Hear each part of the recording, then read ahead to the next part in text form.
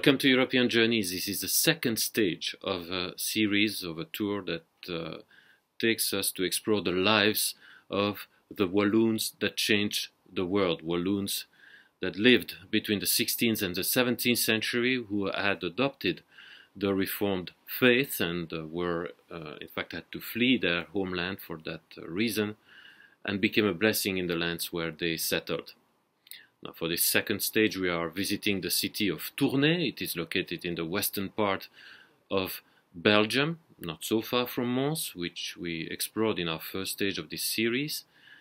And Tournai is a city of a very ancient history. It was in fact there that Clovis planted his first capital. It was the first capital of his empire there, in Tournai, before he moved to Paris in the year 486. Now, Tournai was an important center of the Reformation more than 1,000 years after that.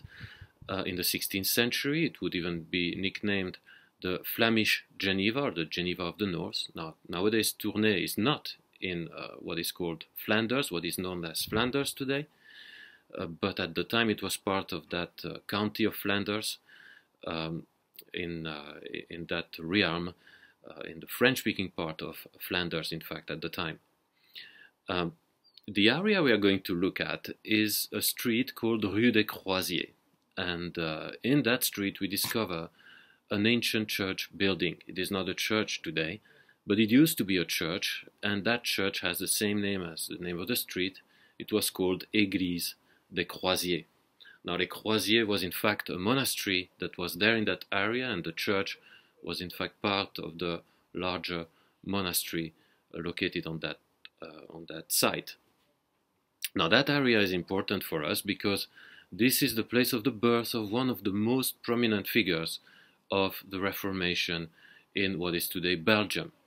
His name is Jean Taffin, and he was born there in the year 1529. Now, Jean Taffin had a very eventful life, and talking about everything would be impossible in such a short podcast.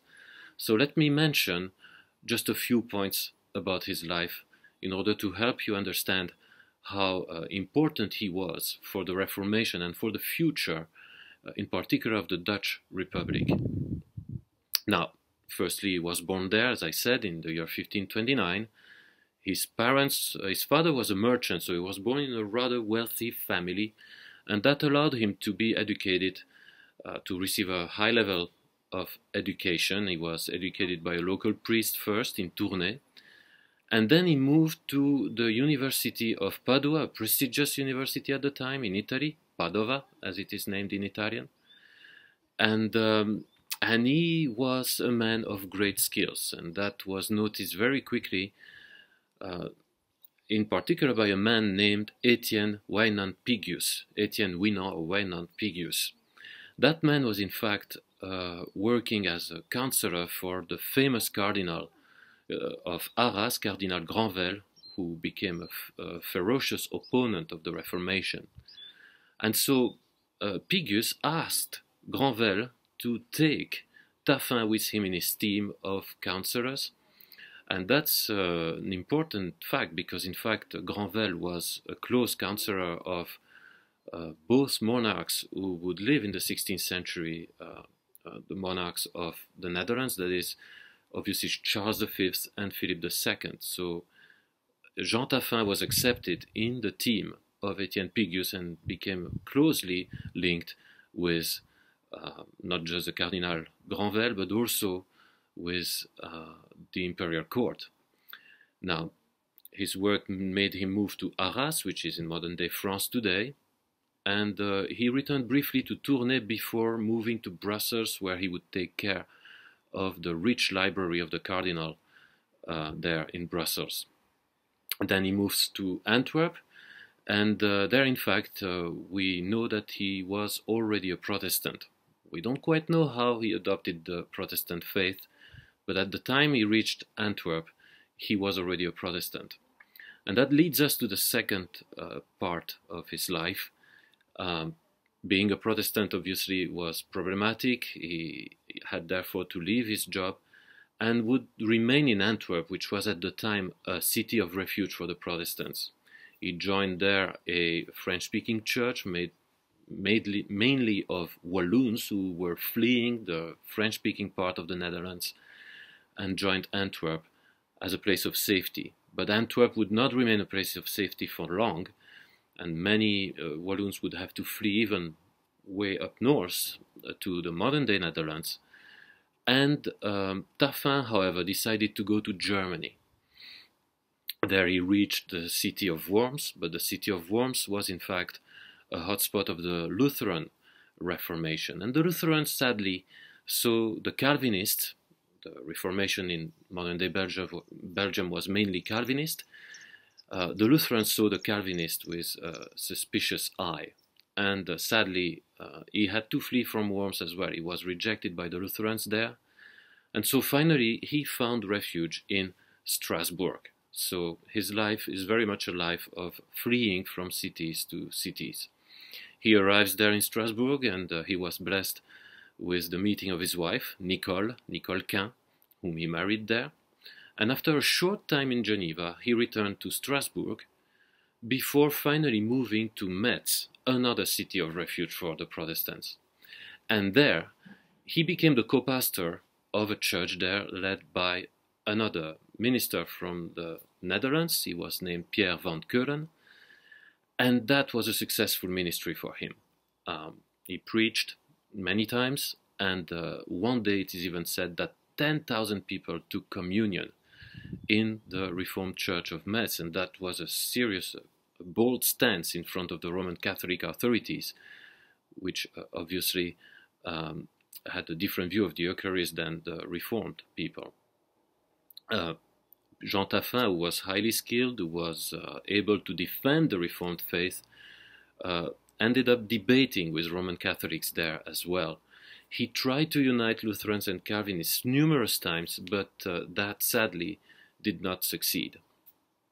Well, Jean Taffin finally went up north again. After Metz, he went back to Antwerp, and finally we find him in the very northern parts of the Netherlands, in a city called Emden. Today it is in Germany, but at the time it was part of the Netherlands. And there he co-organized the first synod of the Reformed churches of the Free Netherlands, and that was an important meeting. Now, for our modern day ears, it might seem insignificant. Really, the church has no real significance according to what most people believe today. That is because the state is seen as the only structure that governs a nation, but that was not the case at the time. The church had also an important role, and if the church was not united, then the cohesion of a nation was at stake. And so for this new Netherlands, the Dutch Republic, the Free Netherlands, the church needed to be united. Now, there were many Reformation movements and many small movements here and there, but no real unity, as we had seen with Guy Debray in our last episode. And so Jean Taffin contributed greatly to bring harmony within the church in the new Netherlands. And so it was agreed during that synod that the French-speaking churches, which were numerous because of this flux of Protestants fleeing Belgium, modern-day Belgium, and also France, ended up finally adopting the Catechism of Geneva, while the Dutch churches would adopt the Catechism of Heidelberg. So both were Calvinist catechisms, and so that was, in fact, the foundation of what would become the Dutch Reformed Church. Several years later, he would also lead the first Walloon Synod in the Netherlands, presided as the main figure of these Walloon churches made mainly of French-speaking refugees. Towards the end of his life, he also had to encourage the Walloons to remain in the Netherlands. Many of them were caught with nostalgia. They wanted to return back to Belgium, but Belgium had become, which had now encountered the Counter-Reformation. It had returned to Roman Catholicism, and it was highly corrupted. Any Protestant who tried to return there were usually marginalized from society, and so he encouraged them to remain in the Netherlands. And indeed, most of them would do so and would prosper in their land, in their new homeland. But we can see the suffering that these people had to face with this exile, this forced exile from modern-day Belgium. Finally, Jean Taffin died in Amsterdam in the year 1602 at the age of 73. And as we see, his life was very important. He helped stabilize the Dutch Reformed Church, and that was an important step for the stability of the new Dutch Republic. So Jean Taffin is once again a name that is not very famous in Belgium. There's not much to be found about him in Belgium, but he is an important figure, in fact a giant, behind, not just for the Reformation, but behind the birth of the Dutch Republic. I'm Cedric Placentino. See you next week for another stage of European Journeys.